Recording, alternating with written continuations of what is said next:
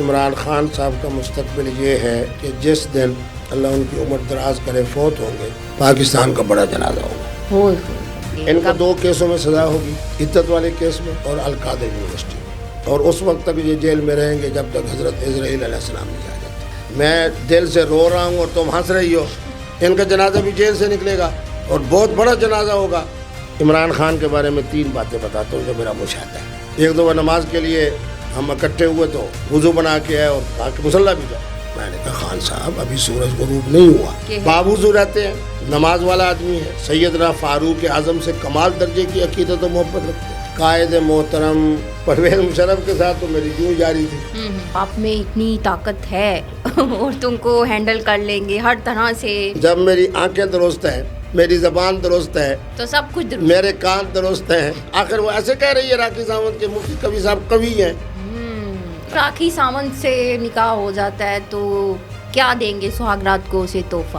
مفتی صاحب اور دیں کیسی سادہ سی ہے کہ اگر مفتی صاحب کا نکاح اتوار کو ہوگا، پیر والے دن پہلا ولیمہ، اپنا منگل والے دن دوسرا، بدھ والے دن تیسرا، جمعرات والے دن چوتھا اور جمعے والے دن 5واں. 15 دن قبلہ مفتی صاحب بمار راکھی صاحب کے ہنی مون منائیں گی. کہاں؟ جاپان میں. کیا بات ہے ہمارے مفتی چارلس کی. QC TV سے بتا رہے ہیں کہ 2.5 ارب کا تحفہ ملے گا اگر راکھی ساونت کا نکاح ہو جاتا ہے، اور بہت سارے ولیمے بھی ہوں گے. حریم صاحب پہ آ جاتے ہیں. آج کل آپ سمجھتے ہیں ان کے ساتھ جو ہوا وہ انتقام؟ میں کیوں کہتا ہوں، آپ خود دیکھ لو. بالکل. پاکستان میں وہ نہیں آ سکتی، عالم عرب میں وہ نہیں آ سکتی. ترکی میں رہ کے تھک گئی ہے، اب جناب ادھر انگلینڈ کے اندر سنا ہے کوئی واش روم ہے اس کی صفائی کر رہی ہے. اوہو، میں ایسی کچی باتیں نہیں کرتا. انہوں نے مجھے تصویریں بھیجی ہیں، میرے موبائل میں موجود ہیں.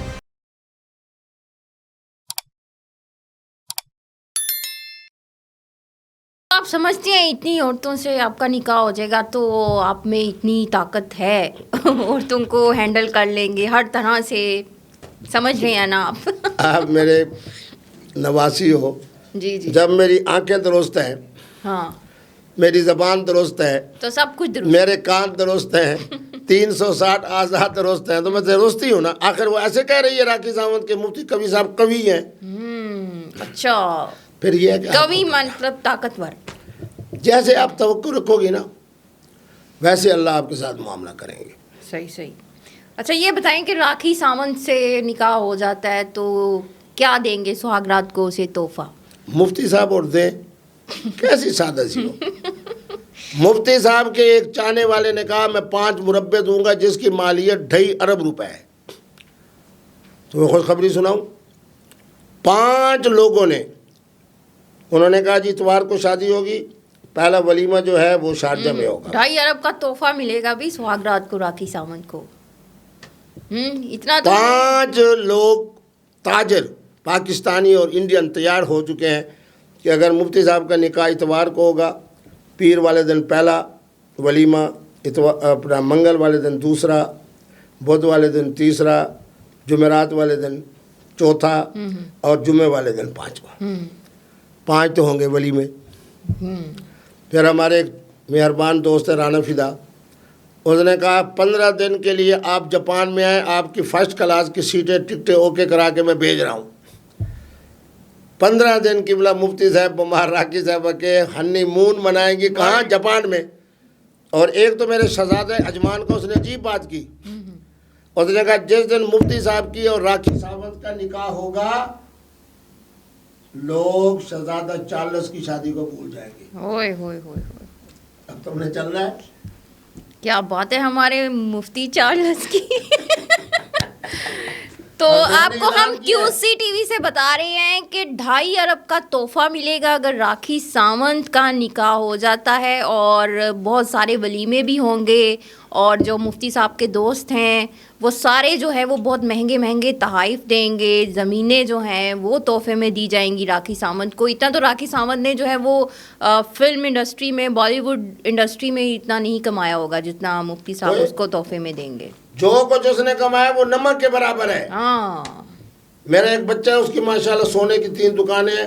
مجھے کہہ رہا تھا کہ راکھی ساونت کو لے آئیں، سر کے تاج سے لے کے ناک کے پوپے تک جو لے جائے مفتی صاحب کے سر پہ قربان. ہائے ہائے ہائے ہائے ہائے، صحیح ہو گیا. اچھا اب یہ بتائیں کہ راکھی ساونت آپ کے لیے پاکستان آنا چاہتی ہیں، کیا آپ بھی اس کے لیے جو ہے وہ انڈیا جانے کا ارادہ رکھتے ہیں؟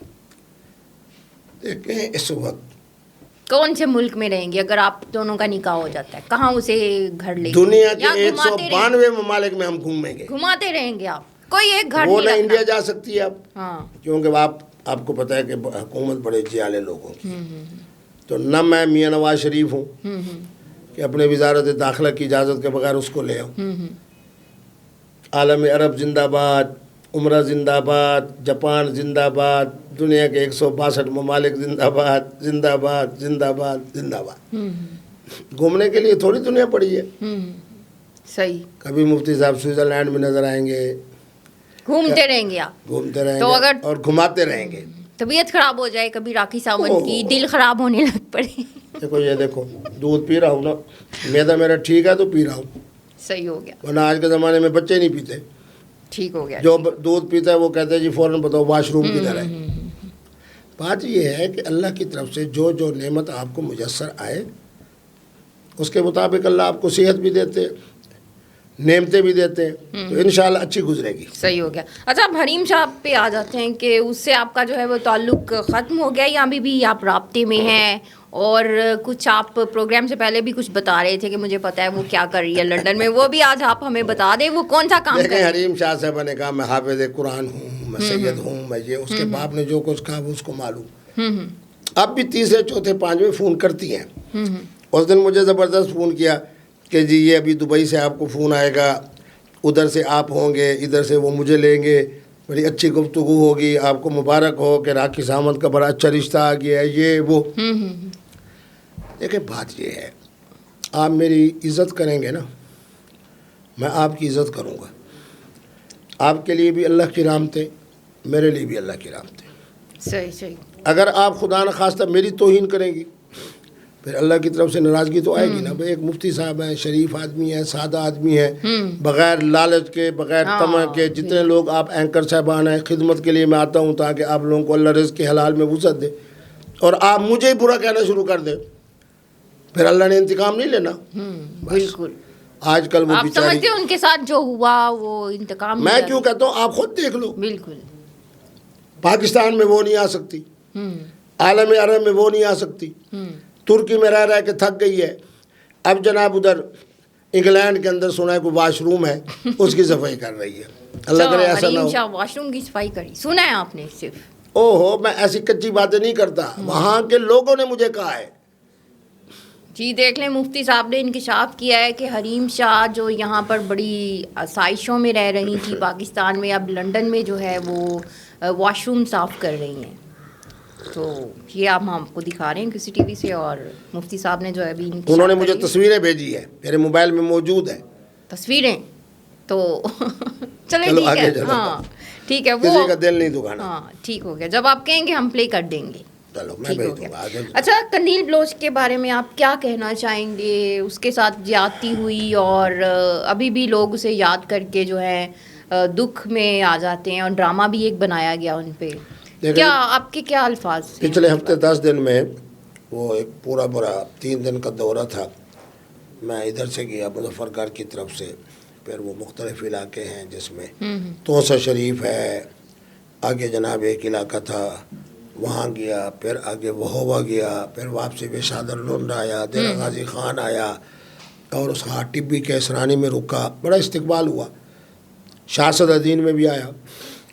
انہوں نے کہا کہ مرحومہ کی قبر یہاں سے قریب ہے، وہاں کھڑے ہو کے فاتحہ پڑھا، کیونکہ وہ شہیدہ ہے، اس لیے کہ اس بیچاری کے گلے کو دبا کے. پولیس کی رپورٹ ہے 1 گھنٹہ 12 منٹ تک وہ بیچاری یوں تڑپتی رہی.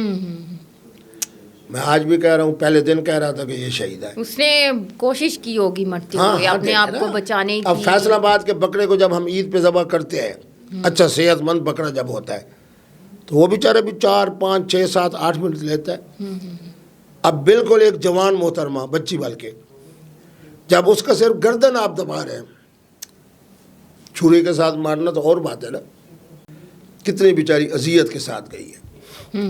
تو اس لیے میں تو کہہ رہا ہوں کہ شہید ہے. عمران خان کے بارے میں 3 باتیں بتاتا ہوں جو میرا مشاہدہ ہے. ایک تو ہر وقت باوضو رہتے ہیں. جب ہماری کور کمیٹی کا اجلاس ہوتا تھا میں اس کا ممبر تھا.